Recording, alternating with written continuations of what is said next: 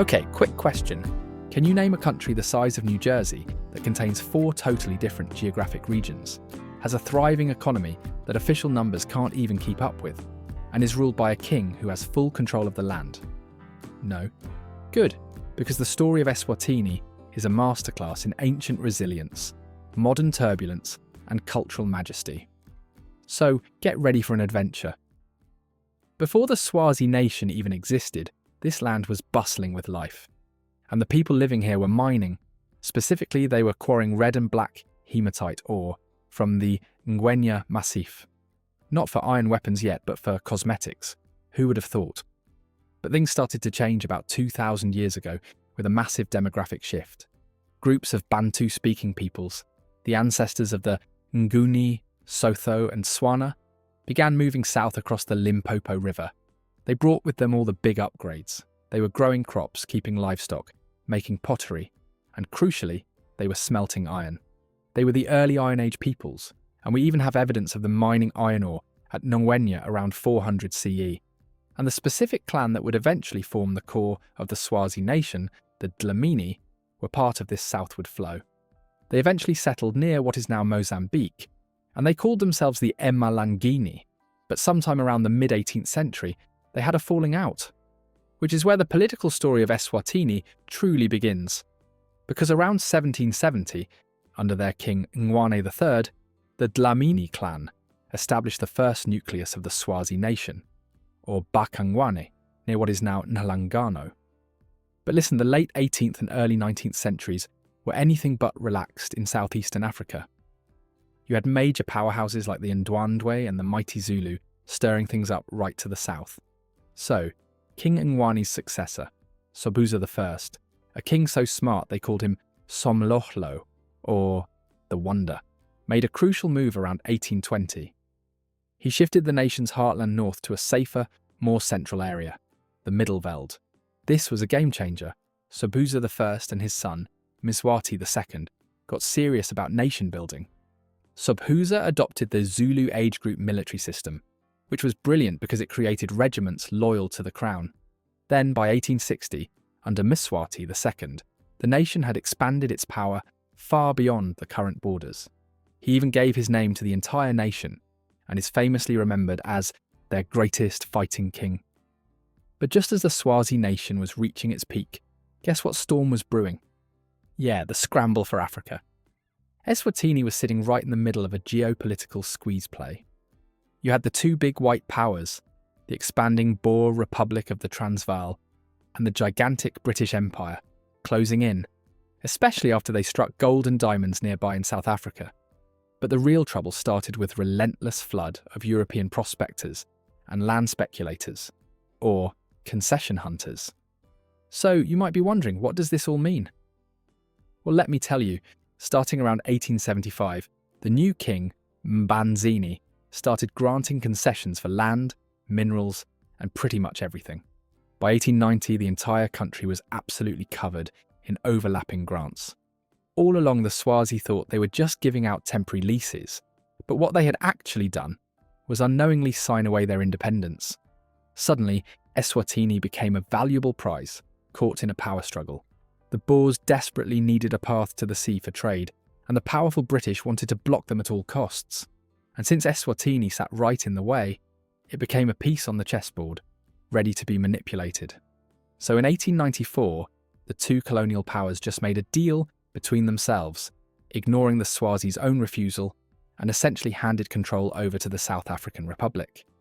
Then, when the dust settled after the Second Boer War, that control passed entirely to the British in 1903. And that started a long, strange period. From 1906 onward, Eswatini, then known as Swaziland, was pretty much ignored. Can you imagine? The British didn't even respect the king's authority, downgrading his title to a lesser paramount chief. The big reason for this neglect was this constant nagging possibility that Britain would simply transfer the territory to the newly formed Union of South Africa. That looming threat froze any chance of socio-economic progress for decades. But here's the good news. That transfer never happened. When the policies of apartheid took over South Africa in 1948, it actually helped strengthen Britain's resolve not to hand over the territory to the Union. By the mid-1950s, the transfer idea was finally dead, and the country was free to start moving forward again. So they adopted a constitution, and the all-important kingship was restored by 1967. The stage was set, and finally on September 6, 1968, the nation achieved full, glorious independence. The king who led them through this transition was the great Sobhuza II, who had reigned since way back in 1921. He was protective of Swazi traditions, and just 5 years after independence, he basically said thanks but no thanks to the British-designed constitution, banned political parties, and fully restored the traditional system where the monarch holds all the real power. He ruled firmly but kindly, cherishing the Swazi way of life, until he passed away in 1982. Then, after a short period of royal power struggles, the next in line, the teenage heir, Prince Makhosetive, was crowned as King Mswati III in 1986. But his reign hasn't been without its challenges. In fact, it's been marked by a growing movement calling for democratic reform. You've seen the protests and strikes, especially since the 1990s, as people press for change. Even though a new constitution was adopted in 2005, it still left the king with the ultimate governing power. So the political drama continues today. And here's the most recent piece of history. On April 19, 2018, King Mswati III made a huge announcement, officially changing the country's name from the Kingdom of Swaziland to the Kingdom of Eswatini. Now, to truly understand Eswatini, you have to appreciate how this tiny sliver of land in southern Africa is an absolute geographical jackpot. Eswatini is a landlocked nation, completely hugged by its neighbours. South Africa surrounds it on the north, west and south, and it shares an eastern border with Mozambique. It's a small country, spanning a total land area of just 17,364 square kilometres, or 6,704 square miles, which is roughly the size of the country of Wales or the American state of New Jersey. But here is the cool part. Despite being so small, Eswatini contains 4 distinct geographical regions, which run like parallel stripes from north to south, and they are defined almost entirely by their altitude. We start in the west, along the South African border. This is the Highveld. And the best way to describe it is that it's a spectacular, rugged country, where rivers rush and tumble through deep gorges. This is where you find Mbabane, the executive capital of the country. Moving eastward, we drop slightly to the Middelveld. This region offers spectacular views, and thanks to lower rainfall than the mountains and fertile, mineral-rich soil deposited by the many rivers, this is the country's most densely populated region and its agricultural heartland. Here you'll find Manzini, the principal commercial and industrial hub. Then we descend into the Lowveld, which is much flatter than the rest. This is the quintessential, low-lying African bush country. Think thorn trees, vast grasslands, and the kind of landscapes you see in a safari movie. In the early days, development here was slow due to the scourge of malaria, which is part of why it remains less populated today. But despite that, this region is home to amazing protected areas like the Dlamini National Park, which is Eswatini's largest reserve. Finally, along the eastern border with Mozambique, we hit the Lubombo Ridge. This area is famously broken up by the dramatic gorges of 3 major rivers, the Mumbuluzi, Usutu, and Nungwavuma, that are all making their way toward the sea. So that's the land, the geography, the very physical foundation of the Kingdom of Eswatini in a nutshell. Next up, we dive into the current political scene and economic landscape of the country. Eswatini is one of the few places in the world where the head of state, King Mswati III, holds absolute power. Since the king restored the traditional system years ago, all effective governing power stays right in the royal capital.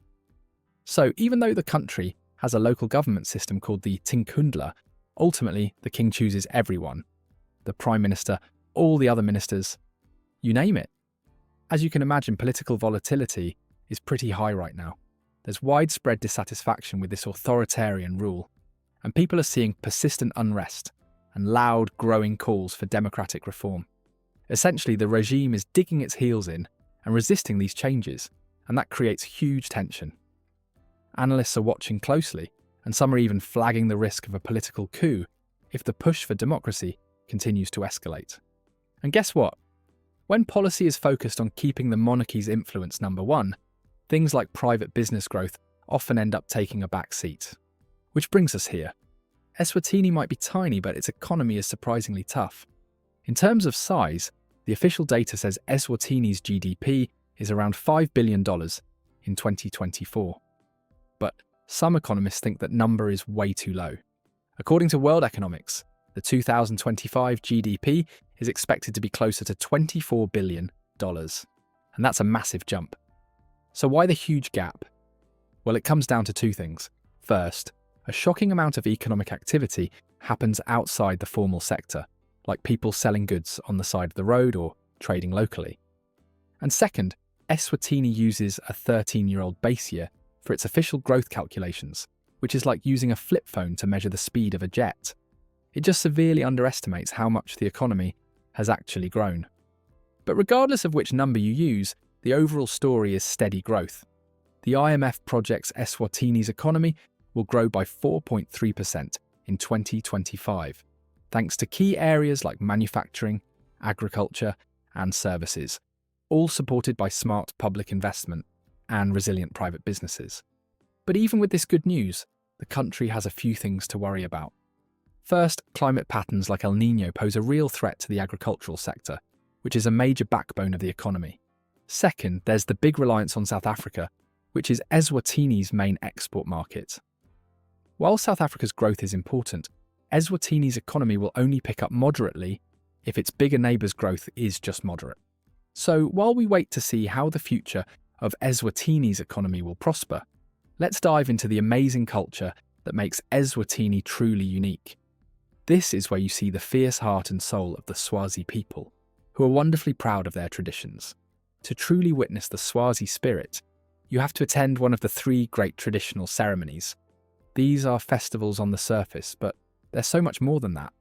They are powerful, sacred acts that have resisted modern influence for centuries. The most important one is the Inkwala, or the kingship ceremony. It usually takes place in the summer, around December or January, timed precisely by the longest day and the full moon. While it's often translated as the first fruits ceremony, it's much deeper than just tasting the new harvest. It's a long, dramatic pageant focused on the spiritual renewal of the nation and the crucial affirmation of the king's authority. In fact, if there is no king, there is no Inkwala. It's that fundamental. During the public parts of the ceremony, you'll see tens of thousands of Swazi warriors and citizens taking part in intense rituals and powerful dances that will simply blow you away.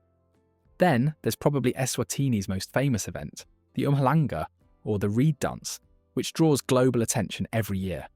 Held annually in late August or early September, this 8-day ceremony is where tens of thousands of unmarried and childless maidens gather from across the country and travel to the Queen Mother's royal village. The core of the ritual is an act of tribute labour where the girls cut tall reeds and present them to the Queen Mother. Traditionally, these were used to repair the windbreaks around her residence. But its main cultural aims are to promote chastity, solidarity, and respect for tradition. Among these 8 days, the last few days are the spectacular ones. That's when the girls, adorned in magnificent traditional attire, perform mesmerising dances in front of the entire royal family. It truly is a stunning display of national pride. Finally, you have the joyous Buganu, or Marula festival, held in February or March to celebrate the beginning of the Marula fruit season. This is a celebration of the harvest, where Marula fruits are collected, stored, and then used to brew the traditional Marula beer, or Buganu. The event is full of traditional dances, songs, and the ceremonial presentation of the brew to the King and Queen Mother, beautifully showing how culture is deeply intertwined with the natural, seasonal life cycle of the country. But beyond these grand, colourful ceremonies, daily life in Eswatini is guided by the core social value of Ubuntu, the beautiful concept of humanity towards others, which places a huge emphasis on community cohesion and shared well-being. Because the Swazi people are ethnically quite homogenous, with almost everyone speaking Siswati, this sense of shared identity is very strong. And that shared identity spills onto the arts. Their artisans are incredibly talented, creating beautiful crafts like intricate beadwork and unique pottery, often through socially responsible ventures. And if you ever visit a traditional Swazi homestead, or umpakatsi, Notice the layout. It's all centered around the cattle byre, or kraal. This is a circular area that is a ritual and practical symbol of the family's wealth and prestige. Overall, Eswatini is an experience of a living culture, where ancient traditions aren't just relics in a museum, but are actively honoured, lived and celebrated by everyone, from the king to the queen mother, and right down to the people in the smallest village. Now, out of the three major festivals, the Inkwala, the Umhlanga and the Buganu, which one would you want to experience the most and why? I honestly can't choose, but I'm excited to hear what you think. So drop your thoughts in the comments below. And as always, if you enjoyed this video, you'll love this next one.